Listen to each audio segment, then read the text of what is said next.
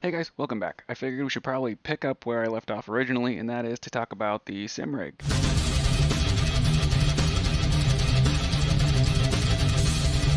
Okay, let's get into it. So, here's my rig.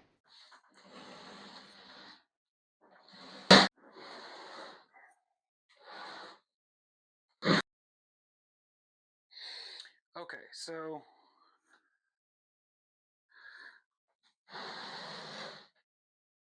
this is the original wood base that I made in that old video. Um, this guy right here is an aluminum boat rail from a job I used to work at. I think it came off. I think it came off of Jake's boat. For those of you, if you know, you know. And then it just mounts down here with some other scrap pieces. And then it mounts over here to this 2x4 that I've since added that holds my mouse, shifter, button box, yada yada yada. But so parts wise, okay, so starting at the top here, the wheelbase is a Sim Magic Alpha Mini with like a 15-inch hot rod style wheel and an Amazon quick release. Uh, the button boxes are both custom homemade jobs, as well as the handbrake. And the buttons on the shifter, the pedals are thrustmaster T3PA, I think that's what it is, and they have to run through a specific little adapter to run without the thrustmaster wheelbase. The shifter is the TH8A thrustmaster shifter. It also runs independently through its own USB. And that's pretty much all the hardware that is on my rig. Okay, most of the stuff on this rig I have upgraded over the years, and it's on there because I either got a deal on it or it was better than what I had. I kept upgrading stuff as I went.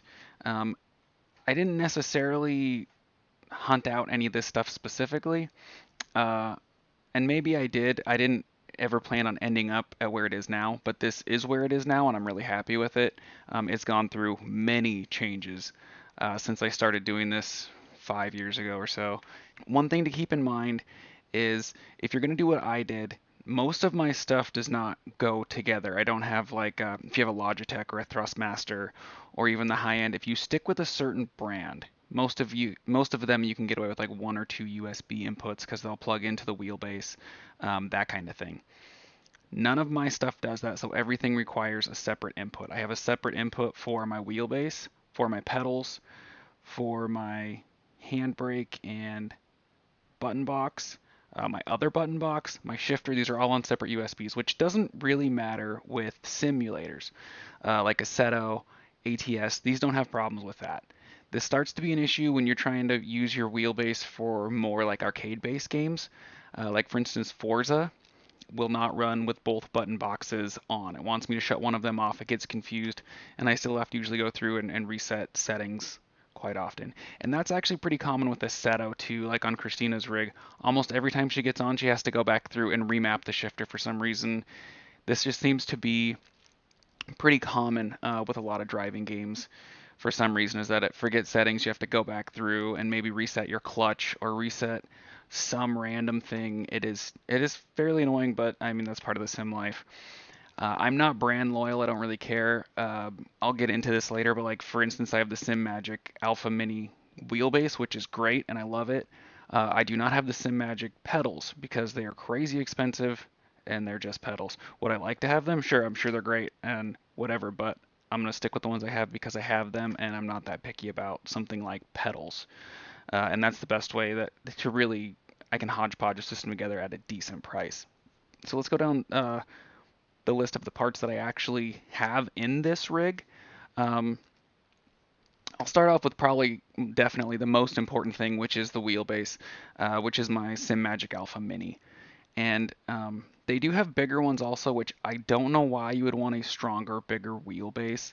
This thing's plenty powerful, especially like with the wheel that I use. I mean, it's caught me a couple times, like jam my finger on it when it's whipped back around, and it's not pleasant. And it has definitely has enough power that you can wear yourself out on it if you turn the strength up. Um, I'm not sure why you'd want something more strong than that because it is strong. Um, this wheelbase is direct drive. I forget what the Newton meters of power is on it. It's like 13 or 12. I'm not sure, but it's a great wheelbase. I love the wheelbase. I got this secondhand from a guy. Most of my stuff is secondhand, but I guess this is a good time to kind of go over that very first wheelbase that I had set up, whatever you want to call it, with the two pedals and the Logitech Momo base that I didn't have for very long. There was a lot of reasons, but I decided immediately that I was going to get a Logitech G920, which is the Xbox version of the G29. Both of those are fine. You can find them on Marketplace all the time for dirt cheap. Anyway, I got one of those.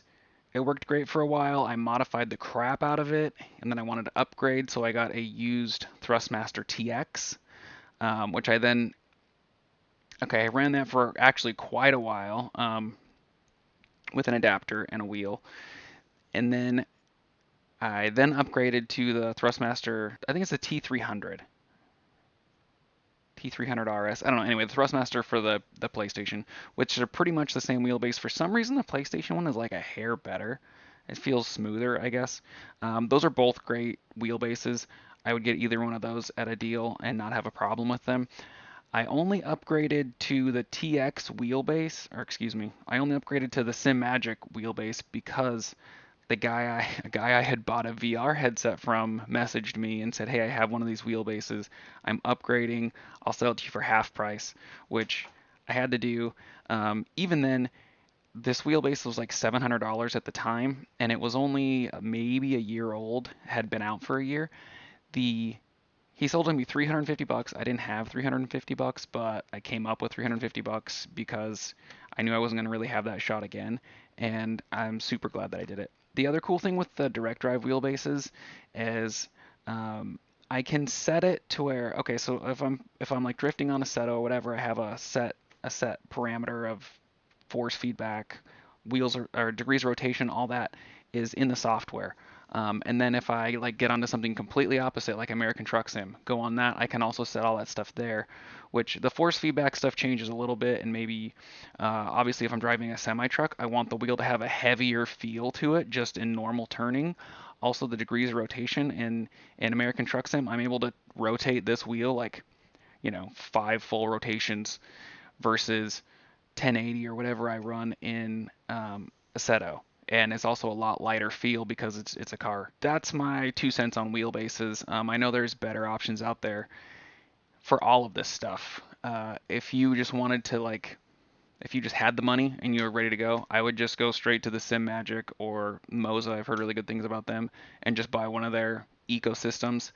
Uh, if I had a ton of money to spend, if I was going to save a bunch of money, I would go to Marketplace and start looking this stuff up. I guess I should touch on steering wheels. Um, I run this guy. I highly suggest any wheel that you are comfortable with.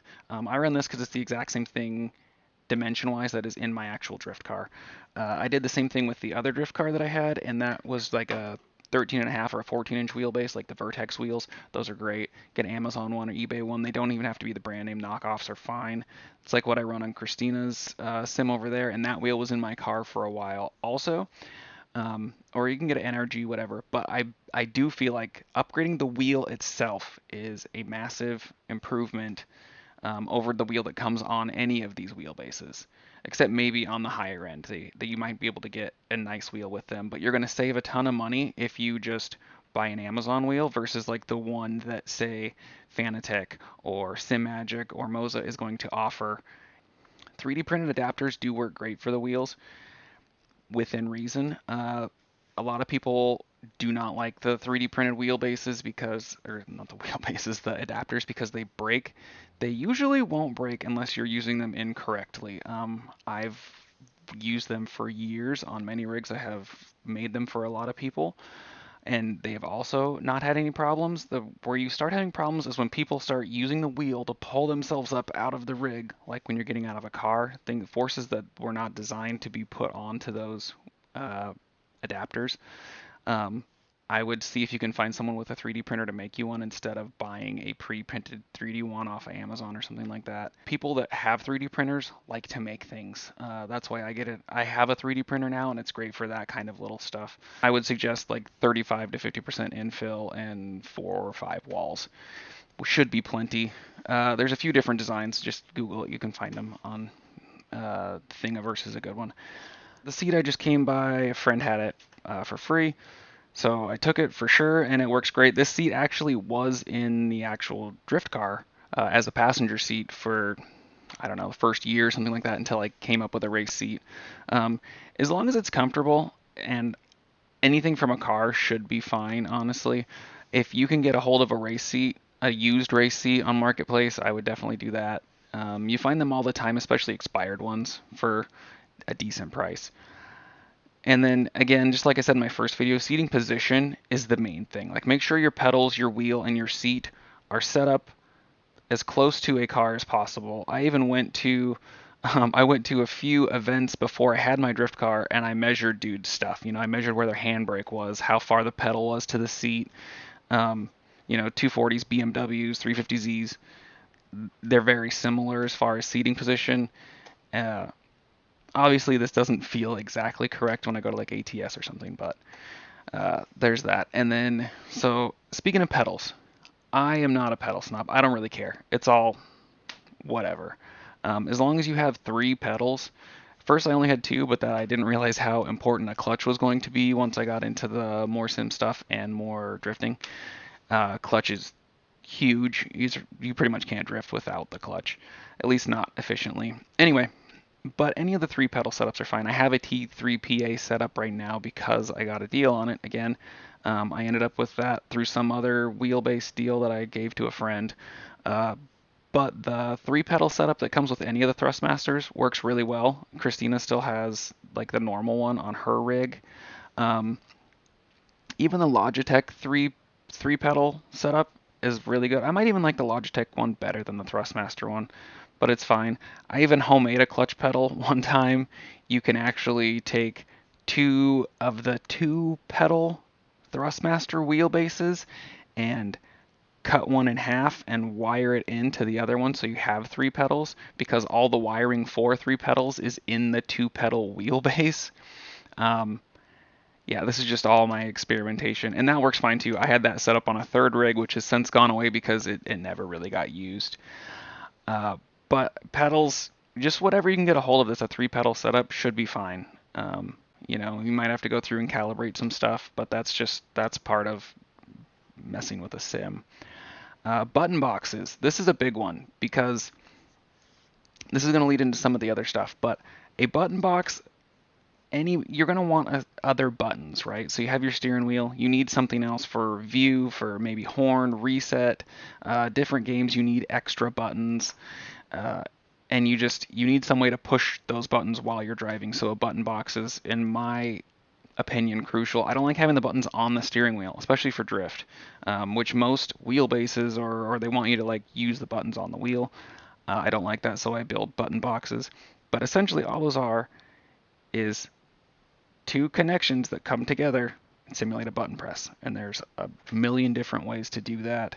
I run through just regular old USB joystick encoders that you can get off of Amazon, probably Temu, whatever. But they're cheap. You just plug them in. It reads it as a USB joystick, and that's where all my button presses come from. For a long time, I didn't have a shifter. I had a homemade shifter, and I used it as a sequential, and those were also just button presses. Press forward, shift up, press forward, shift down, or vice versa, whatever you prefer. And I used that with the clutch also, so I would still have to use the clutch, but I would sequential shift up and down, which is really big in drifting anyway, and it saves you the cost of buying an expensive shifter. I